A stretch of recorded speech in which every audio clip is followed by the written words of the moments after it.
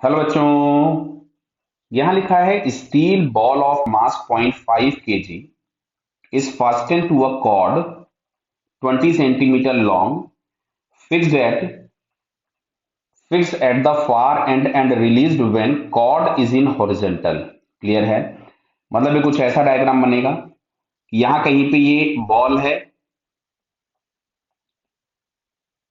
Clear बेटा? और इसको हम लोगों ने यहां कहीं पे सस्पेंड करके रखा और ये हॉरिजॉन्टल पोजीशन से हम इसको रिलीज करेंगे। At the bottom of its path, ball strikes a 2.5 kg steel block initially at rest. On the frictionless surface, the collision is elastic.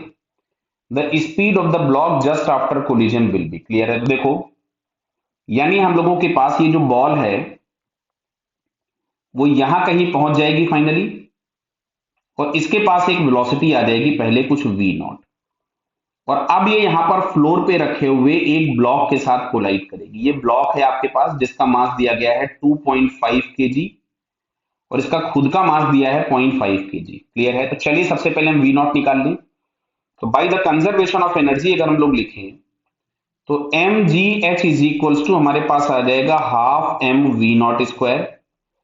तो यहां से वी नॉट बराबर आया अंडर वुड ऑफ 2gh। तो अंडर वुड ऑफ 2gh, तो यहां पे हम वैल्यू पुट कर देते हैं 2 इंटू 10 इंटू एच। एच बोले तो लेंथ ऑफ द स्ट्रिंग जो कि दिया है 20 सेंटीमीटर, इसको मैंने लिख दिया 0.2। तो बेटा हम लोगों के पास यहां से मिला 2 मीटर पर सेकेंड। तो 2 मीटर पर सेकेंड आ गया इस पर्टिकुलर बॉल की वेलोसिटी। अब हमें चाहिए था ब्लॉक की वेलोसिटी। क्लियर? तो कोलिजन इलास्टिक दिया है, दो मेथड है हमारे पास, या तो हम कंजर्वेशन ऑफ मोमेंटम और कोएफिशिएंट ऑफ रेस्टिट्यूशन यूज कर ले, या इन दोनों को यूज करके जो हमने एक रेडीमेड फॉर्मूला बना रखा है हम उस फॉर्मूले को यूज कर ले। क्लियर?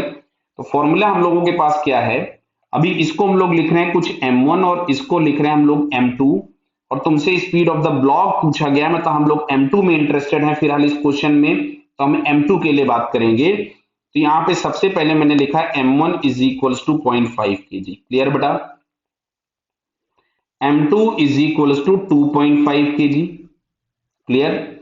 और u1 इज इक्वल्स टू मिल चुका था 2 मीटर पर सेकेंड, और u2 था 0 क्योंकि रेस्ट पे था ब्लॉक। क्लियर है? और हम लोग इंटरेस्टेड हैं v2 में। तो बेटा v2 का जो फॉर्मूला बनता है वो आप लोगों को याद होना चाहिए, मैं लिख जरूर दे रहा हूं यहां से आपके लिए फिर से। कोलिजन अगर इलास्टिक है तो यहां से मैं लिख रहा हूं E plus m1 plus E M one upon m1 plus m2 into u1 plus, यहां से आपके पास बनता है m2 minus E M one upon m1 plus m2 into u2। Clear? तो यहां पे u2 जीरो था तो ये वाला टर्म जीरो हो गया। m1 की जगह मैंने लिखा 0.5 और फिर से E1 हो गया तो ये फिर से आ गया 0.5 अपॉन 2.5 प्लस 5 कितना हो जाएगा, 0.5 कितना हो जाएगा 3 इंटू 2। तो ये हो गया आपके पास 2/3 मीटर पर सेकेंड। तो 2/3 मीटर पर सेकेंड हम लोगों के पास आंसर आ रहा। ऑप्शन चेक करें, 2/3 तो बेटा किसी में नहीं दिया हुआ है। एक काम करते हैं, इसका जीरो यहां से चलो हम लोग हटा देते हैं, तो यहां से हम लोगों के पास ये 2/3 बन जाएगा। ये मिसप्रिंट है शायद, ये तो 2/3 मीटर पर सेकेंड। यहाँ पे फिलहाल हम लोग फिर ये सेकेंड ऑप्शन को टिक कर सकते हैं। क्लियर? क्लियर हो गया? या आप फोर्थ वाले में 5 की जगह 2 कर लो, जो भी आपको अच्छा लगे। तो फाइनल आंसर जो हम लोगों के पास है दैट इज 2/3 मीटर पर सेकेंड। क्लियर? तो अगर हम लोग इसको सेकेंड वाले ऑप्शन को थोड़ा सा करेक्ट कर देते हैं तो इस सेकेंड ऑप्शन को हम लोग करेक्ट मान लेंगे। क्लियर बेटा?